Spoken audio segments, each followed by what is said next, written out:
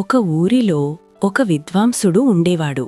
అతను చాలా గొప్ప పండితుడు, మంచి పేరున్నవాడు. కాని అతను చాలా పేదవాడు. పైగా అతనికి తన భార్య నల్లగా ఉంటుందని ఒక చిన్న అసంతృప్తి ఉండేది.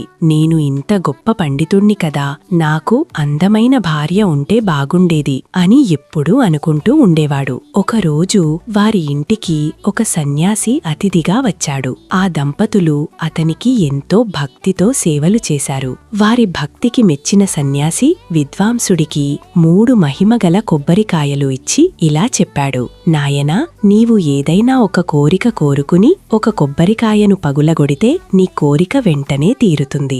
ఇలా 3 కోరికలు కోరుకోవచ్చు అని చెప్పి వెళ్ళిపోయాడు. విద్వాంసుని భార్య మన దారిద్ర్యం పోయేలా ధనం అడుగుదామని సలహా ఇచ్చింది. కాని విద్వాంసుడు వినకుండా తన పాత కోరిక ప్రకారం ఆమె ఎర్రగా అతిలోక సుందరిలా మారిపోవాలని కోరుకుంటూ మొదటి కొబ్బరికాయను పగులగొట్టాడు. వెంటనే ఆమె నిమ్మపండు లాంటి రంగుతో అత్యంత సుందరంగా మారిపోయింది. ఒకరోజు విద్వాంసుడు దయటికి వెళ్లాడు. ఆ రాజ్యపు రాజకుమారుడు వీధిలో వెళ్తూ ఇంటి బయట పెరటిలో పూలు తెంపుతున్న ఉన్న ఈ విద్వాంసుడి భార్యను చూశాడు.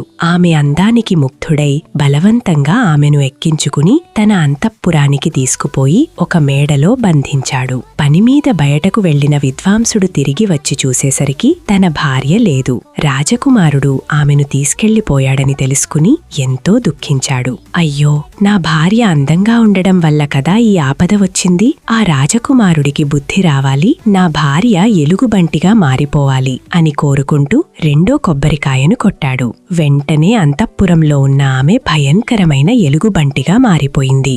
రాజకుమారుడు ఆమె దగ్గరకు రాగా ఆ ఎలుగుబంటి అతడిని చీల్చి చంపేసింది. రాజభటులు ఆ గదిలోకి వచ్చి చూసేసరికి రాజకుమారుడు చనిపోయి ఉన్నాడు. పక్కనే ఒక భయంకరమైన ఎలుగుబంటి ఉంది. అది చూసి వారు భయపడి పారిపోయారు. విషయం తెలుసుకున్న విద్వాంసుడు, అందంగా ఉంటే ఒక బాధ, ఎలుగుబంటిగా ఉంటే ఒక బాధ. నా భార్య నాకు మునిపటిలాగే నల్లగా ఉన్నప్పటిలాగే తిరిగి వచ్చేస్తే చాలు అని కోరుకుంటూ 3వ కొబ్బరికాయను పగులగొట్టాడు. ఆమె తిరిగి సాధారణ మనిషిగా మారి ఇంటికి చేరుకుంది. మనం ఉన్నదానితో తృప్తిపడాలి. లేనిదానికోసం ఆశపడితే ఉన్నది పోవడమే కాకుండా మరిన్ని కష్టాలు కొని తెచ్చుకుంటాము. కథ నచ్చితే లైక్ చేసి ఫాలో చేయండి.